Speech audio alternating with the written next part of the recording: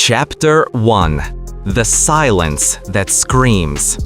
From the outside, their life always seemed flawless.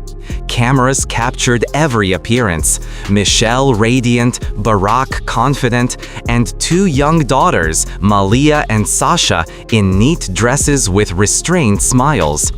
To millions of Americans, they became the symbol of the perfect presidential family. No scandals, no deviations from protocol. It seemed that behind this facade lay only harmony and mutual support. But the quieter the picture looked, the louder could be the voices hidden behind the doors, where journalists were never allowed. That silence was unsettling. News about the Obama daughters almost never appeared, as if they were living in a parallel reality. Some called it parental care, others suspicious isolation. Why did Michelle and Barack guard their children so carefully? What exactly were they trying to hide? It is often said that the children of politicians are rarely happy. In their world, there is no room for spontaneousness. Every smile rehearsed, every movement staged, every word carefully coordinated. For Malia and Sasha, this became the norm even in their teenage years. They were forbidden from having open social media accounts, their circle of friends was restricted, and any sign of rebellion was quickly suppressed. At first glance, it might seem like ordinary parental concern, but beneath this control lurked something else: fear. The fear that the slightest mistake by the daughters could destroy the carefully constructed image of the family. In politics, there are no small details. One rumor, one unfortunate photograph, and everything built over years could collapse in an instant. But at what cost was this perfect facade being maintained? Those who studied with Malia later recalled, she often seemed withdrawn, detached. She avoided conversations about her family, answered briefly, and tried not to stand out. Sasha, by contrast, could be more open, but she always watched herself carefully, making sure she never said too much, as if someone invisible was constantly standing right behind them. It was this secrecy that fueled speculation. Rumors spread quickly. Some claimed the girls lived like in a golden cage. Others whispered that they themselves dreamed of escaping the White House at any cost. And the longer time passed, the clearer it became. These rumors were not born out of thin air. Inside the family, there were rules the public had never heard of. They were whispered about only in private. Strict limitations, secret family discussions, prohibitions that the children dared to share only with their closest friends. One such confession was that the White House felt more like a palace of glass, where the walls let the world look in, but never allowed them to breathe. And here arises the main question: what was this perfect family really hiding? Why do the Obama daughters now so persistently strive for independence, when it would seem they could simply enjoy the fruits of their parents' fame? The answer lies in the truth that perfection is only a mask. And the brighter the mask shines, the darker the secret behind it. The secrets long buried in the shadows of the White House are beginning to surface. And the first to break the silence was not the mother, not the father, but the daughter. But what exactly did she say? And why did her words send shivers even through those who were long accustomed to political intrigue? This is only the beginning of the story. Chapter 2: The Shadows of the White House. The White House, a symbol of the American dream, the center of power, the place where the destinies of millions are decided. But for Malia and Sasha, it became a cage, albeit a golden one. Within those white walls, every movement was monitored, and childhood was transformed into a strict protocol. From early morning until late at night, their lives were scheduled to the minute. School, extracurriculars, meetings with mentors, all under the watchful eyes of security and advisors. Even a simple walk in the park turned into an operation with motorcades and dozens of eyes tracking their every step. To outside observers, it looked like privilege, but for the girls, it was a constant reminder. They did not belong to themselves. Michelle took pride in setting strict rules for her daughters.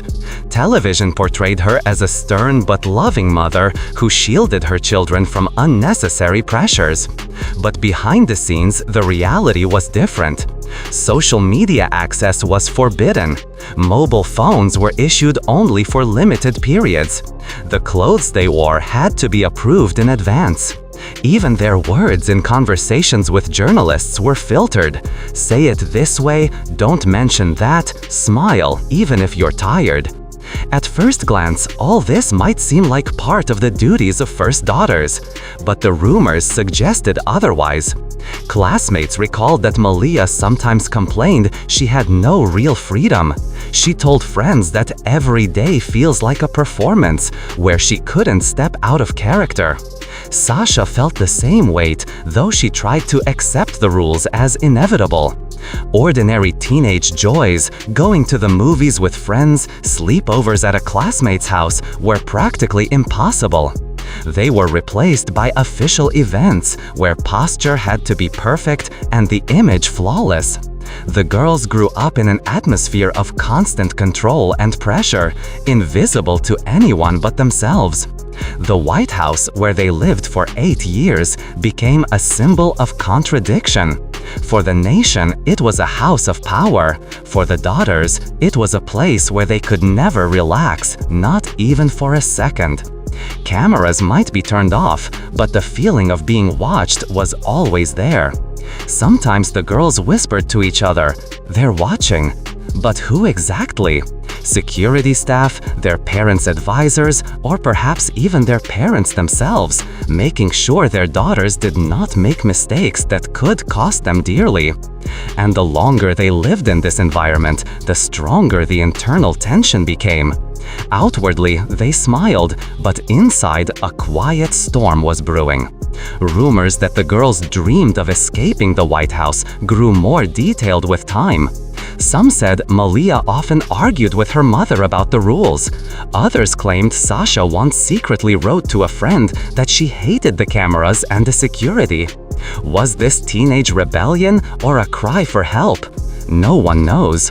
But one thing is clear, behind the facade of the perfect presidential family hid an atmosphere of suffocating tension. And that tension became the first crack in the carefully constructed image. Because when children feel like prisoners, eventually they will find a way to break free. And the first attempt to shatter the wall of silence came when Malia made a decision that stunned both friends and journalists. She did something no one expected. She publicly turned her back on the very surname that had long been considered her greatest treasure. Chapter 3: The Name That Shouldn't Exist. When the name Obama is spoken in the news, it instantly conjures images of power, strength, and legacy. For many, it is a symbol of hope, for others, the subject of fierce debate. But what happens when someone who bears that name by birth decides to walk away from it? In early 2024, an unexpected story captured public attention. At an American independent film festival, a short film titled The Heart was presented. The director, a young woman who signed her work as Malia Ann. At first glance, it seemed like an ordinary name, but for those who knew the family's history, it was a shock. Ann was her middle name, given in honor of her grandmother, Barack Obama's mother. And for the first time, Malia had publicly chosen not to use her famous last name. The media quickly seized on the story. Why is the former president's daughter hiding her surname? Some explained that she wanted to build her career on her own, without privileges. Others suggested it was a sign of rebellion, an attempt to distance herself from her family and from the image that had been imposed on her for decades. But behind closed doors, the whispers were louder. Rumors spread that her decision had not been spontaneous. Allegedly, back in college, Malia confided to friends. The name Obama was not a gift, but a brand, one that opened doors but also built walls. In the world of cinema, she wasn't seen as a talented young woman, but simply the president's daughter. Every idea, every script she wrote was automatically judged not on its merit, but against the weight of her surname. Her parents reacted differently. In interviews, Michelle smiled carefully and said she was proud of her daughter. But attentive listeners heard something else. Between the lines, there was unease. It seemed she understood. Rejecting the surname might also mean rejecting the entire legacy their family had built. Barack, according to rumors, was even more affected. For him, the name was the symbol of his journey, from an ordinary student to President of the United States. And now his own daughter was, in effect, saying, "I don't want to walk that path. I don't want this name." This crack in the facade became visible even to outsiders. At the film's premiere, cameras captured Malia, confident, dressed in a formal gown, walking the red carpet as though she wanted to prove to the world that she was her own person. Yet in her eyes, there was something more, a challenge. The name Obama had always been a shield. It protected from attacks, it granted access to elite circles. But now that shield had become a burden. By abandoning it, Malia seemed to strip off a heavy armor, and at the same time leave herself exposed. That was when new questions began to echo. What was so deeply hidden behind this name that the daughter of America's first family was so determined to escape it? Was it simply the desire to be independent, or was there something more? A secret that could shatter the illusion of a perfect family? Some called it a bold step, others a betrayal. But the fact remained, Malia had for the first time openly turned against the surname the world believed to be her greatest asset. And this decision was only the first blow to the image of the family that had been carefully built up for years as flawless. Because soon, words would be spoken that could not be silenced. Words about what had happened behind closed doors, where not a single camera had ever been a witness. Chapter 4: The Untold Confessions.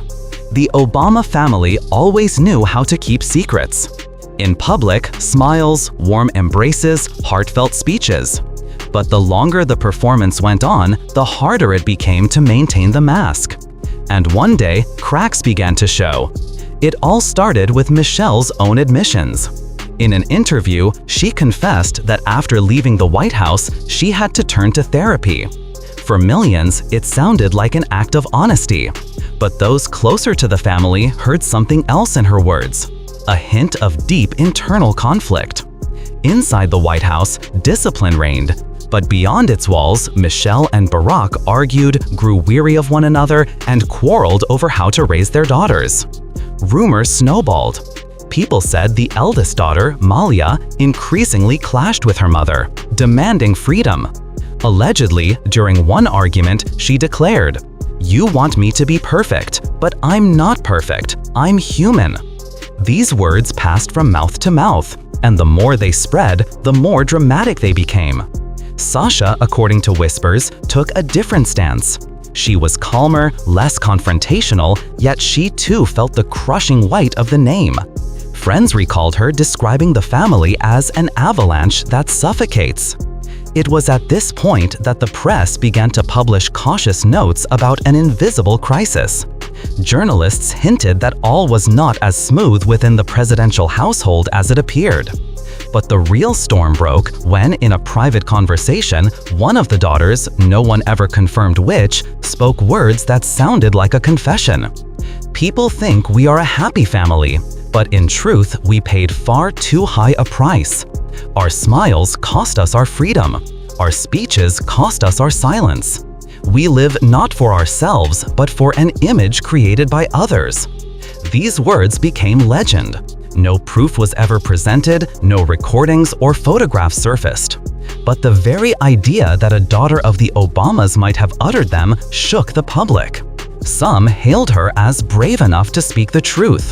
Others branded her ungrateful, warning she risked destroying her parents' legacy. Barack, insiders claimed, took the rumors hard. For him, family had always been the bedrock of his political career. But if the foundation cracked, what would happen to the house built upon it? Michelle, by contrast, tried to soften the blow. In public, she remarked that children have the right to their own opinions. Yet it was obvious. Her smile was growing more strained. It was then that society asked for the first time, was the perfect family nothing more than a storefront? What was really hidden behind the doors that cameras never entered? What conversations unfolded at the dinner table once the flashes of photographers had faded? There were no answers, but unease grew. Every hint, every careless phrase fueled the sense that a revelation was coming. And the louder the family denied the rumors, the more people believed in their truth. For in every legend lies a grain of reality. And in this story, that grain of reality could prove fatal to the perfect image. Chapter 5. The Grandmother Who Knew Too Much. In every family, there is someone who holds everything together.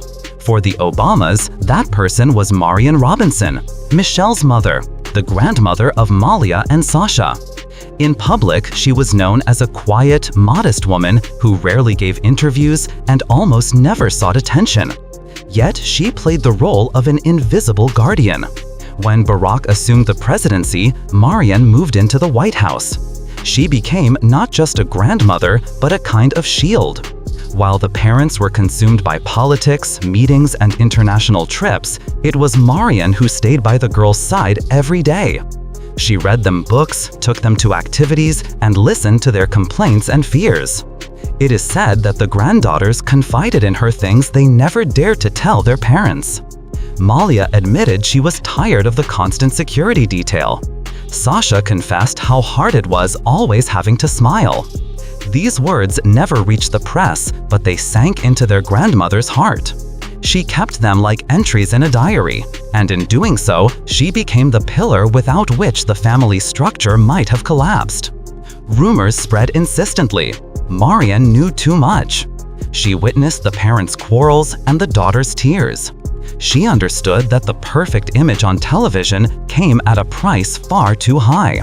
And according to those close to her, she often said, "No fame is worth the sacrifice of children." When the news of her death came in 2024, it was as if something inside the family had snapped. Michelle appeared broken. Sasha and Malia stood close together, but their eyes were empty. It was more than grief. It was the loss of the one person who could keep the balance. That was when new whispers began. Behind the scenes, people said that with their grandmother gone, the daughters had lost their last line of protection.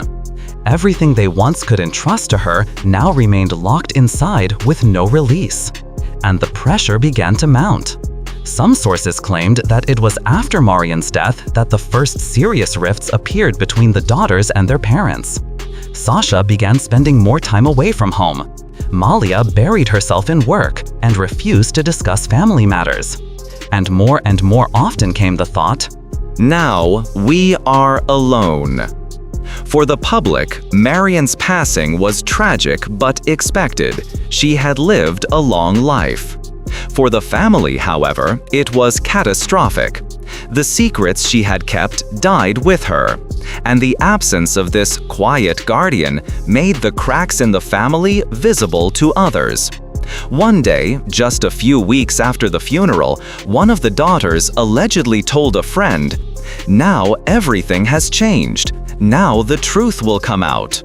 And from that moment, the tension surrounding the family reached a point where even their most loyal admirers began to wonder, what exactly were the Obamas hiding? Chapter 6. The Price of the Obama Name. A surname is a legacy. For some, it is pride. For others, a burden. And for some, both at once. For Malia and Sasha, the name Obama became exactly such a double weight. It opened doors, but behind each one lay new expectations and new chains. After the death of their grandmother, their quiet island of peace, the girls were forced to face reality. They could no longer hide behind her presence. Now every decision fell under the microscope. Every word, every step became part of a story the world demanded they continue. Malia made her choice. She went into filmmaking, but under the name Malia Ann. The decision was symbolic. It said, "I want to be myself, not just someone's daughter." But society would not let her go. Journalists again and again wrote Obama's daughter, as if to erase her attempt to separate. The harder she tried to escape the surname, the louder it echoed in the headlines. Sasha chose another path. She tried to live more quietly, to avoid attention, to build her career far from the constant glare of cameras. But silence does not save you when the name itself is a thunderous echo from which there is no escape. It was during this period that the phrase, "the price of the name," began to appear more and more often. In conversations with close friends, the daughters admitted they were tired. Tired of being part of a symbol. Tired of being compared, judged, or idealized solely because of their bloodline. The name Obama is a ticket to the elite, but at the same time, it is a sentence. It means your life will never truly be your own. It means that every mistake will be magnified 1,000 times. It means that freedom is a luxury you will never have. One day, the press circulated a quote attributed to one of the sisters. "We grew up in a house that belonged to the country, not to us. Now we live with a name that belongs to history, not to us." Was the phrase authentic? No one knows. But it spread across the internet like a spark, igniting new speculation. Here, the audience is confronted with the central question: how many more secrets does this family still hide? If the daughters have already dared to publicly turn away from their surname, what other steps are they ready to take? And what exactly do they know about life behind the perfect facade? In society, such stories always become legends. Legends in which truth intertwines with fiction. But it is this blend that makes them all the more frightening. For if even part of what is whispered is true, it means the world has only ever seen a beautiful picture, while the real story always remained in the shadows. The name Obama will remain in textbooks, but for the daughters, it became a reminder that no power, no public love comes without a cost. Everything has a price, and sometimes that price is one's own freedom. And if today one daughter has dared to speak the truth, then tomorrow that truth may grow into something much greater. Can America withstand such revelations? Or will it be forced to reconsider the very image of the perfect family it believed in for so long? One thing is certain: the story is only beginning.